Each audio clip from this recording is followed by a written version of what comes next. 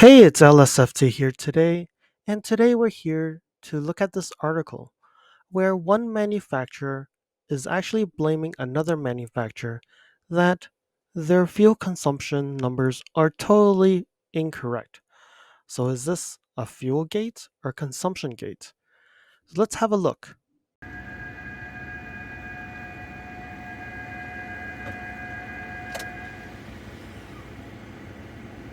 So, right now we're looking at carsguide.com.au. So, this is an Australian article talking about this title. You can't get anywhere near it. Nissan slams 2023 Toyota RAV4 Hybrid car fuel use claims as it accuses the Japanese giant of overselling its hybrid promises. So, what is this? So, let's look down here. So, you can see here this is the Nissan X Trail, something that's not available in North America at this time. So, let's scroll down and see what they're saying. Nissan has defended the fuel savings on offer in its electrified X-Trail ePower, suggesting that Toyota exaggerates the fuel use claims in its popular hybrid models, including the RAV4 Hybrid. So it says here, unlike Toyota, which uses a conventional hybrid system in models like the Coulurg, the Corolla Cross, and the Yaris Cross, the Nissan ePower uses a petrol motor to recharge the onboard lithium ion battery, with only the electric motors used to power the wheels. This says Nissan delivers a superior EV like driving experience, but it can't match the Toyota RAV4 Hybrid on claim fuel usage. So let's see what it says here. For perspective, the conventional hybrid system in the Toyota RAV4 claims a delivery of 4.7 liters per 100 kilometers on the combined cycle, whereas the Nissan X-Trail e-Power claims 6.1 liters per 100, which is an increase of almost 30%. But that, says Nissan, is the only beginning, with the brand saying that the customer satisfaction is much higher than it is in a traditional hybrid, but then doubling down that, suggesting Toyota is overselling their fuel figures. So, I'm not sure. The number 4.7 liters per 100 seems to be a bit low, because looking at the Canadian and the US numbers, what does that mean? Now I'm in Toyota USA, looking at the 2023 RAV4. And you can see here, this is the Woodland Edition Hybrid, and this is the XSC Hybrid. Okay, the middle one is the TRD Off-Road. So let's have a look at the fuel consumption. All right, so here, the Woodland Edition is 37 miles per gallon combined, whereas the Hybrid XSC is 40 miles per gallon combined.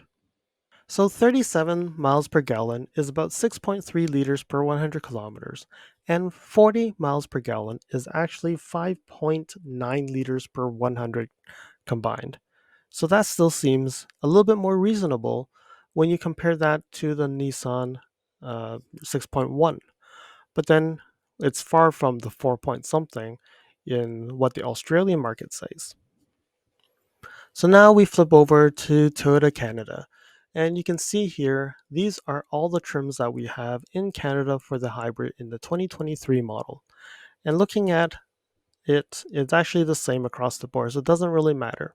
So when you look at the combined rating is 6.0 liters per 100 kilometers across the board in all the trims. And you can see here the miles per gallon is 47. So now I gone to the Toyota RAV4, the toyota.com.au website, and pull down the spec sheets of the RAV4. So you can see here the 2.5 liter hybrid. And if I scroll down, it recommends a 91 octane rating of fuel, and the fuel economy liters per 100 combined two-wheel drive is 4.7 liters per 100, and the all-wheel drive is 4.8. But the funny thing is, If you look at the 2-liter petrol, not even talking about the hybrid, the combined is 6 liters per 100.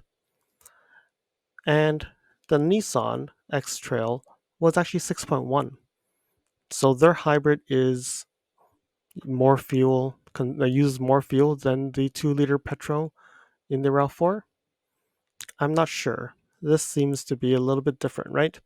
So let me go into other RAV4s in different locations and see, is the rating in Australia a little bit different?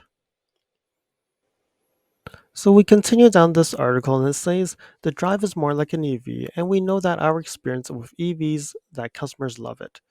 So they're saying that I don't know if they're actually using this as a way to sell their new product and actually just accusing Toyota for having incorrect fuel numbers.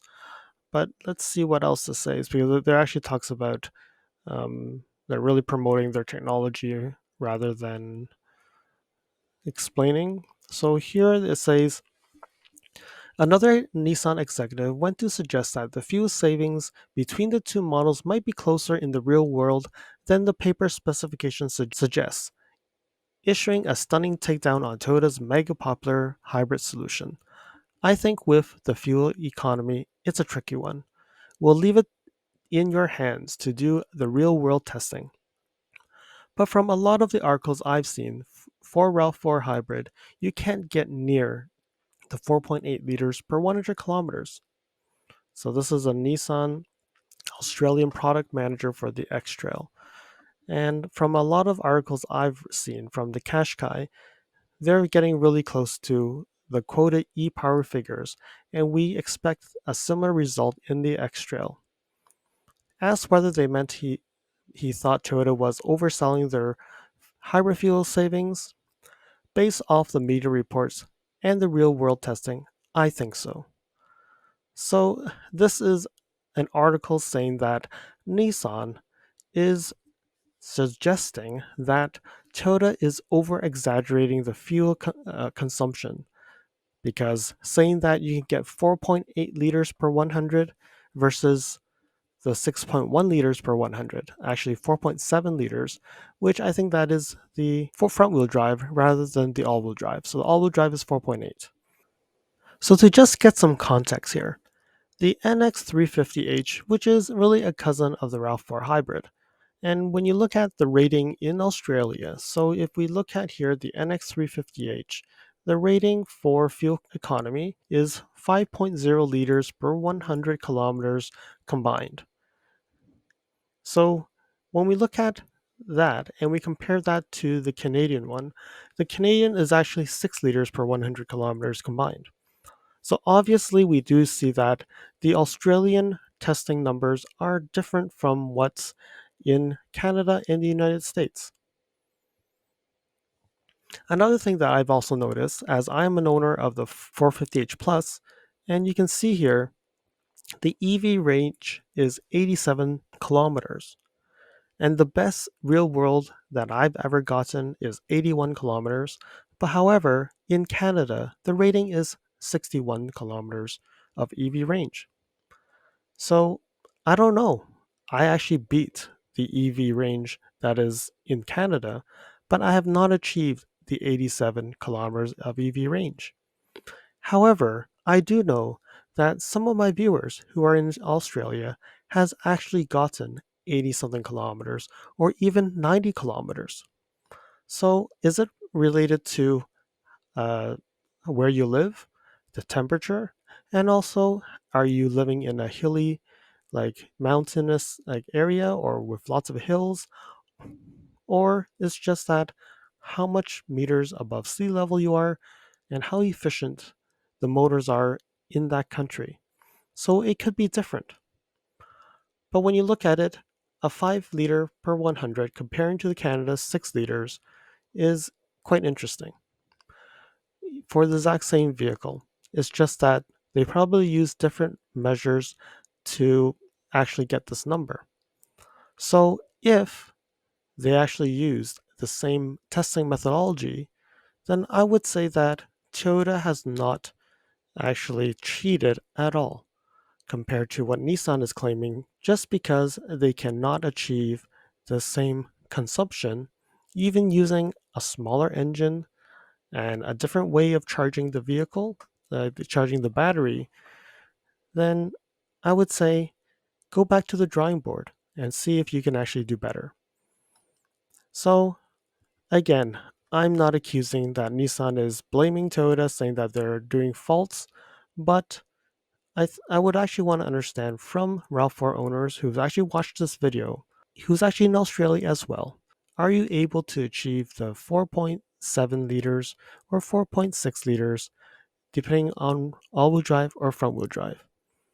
And also, how about others in other places like the United States and Canada, even in UK, are you achieving the fuel economy numbers that they claim?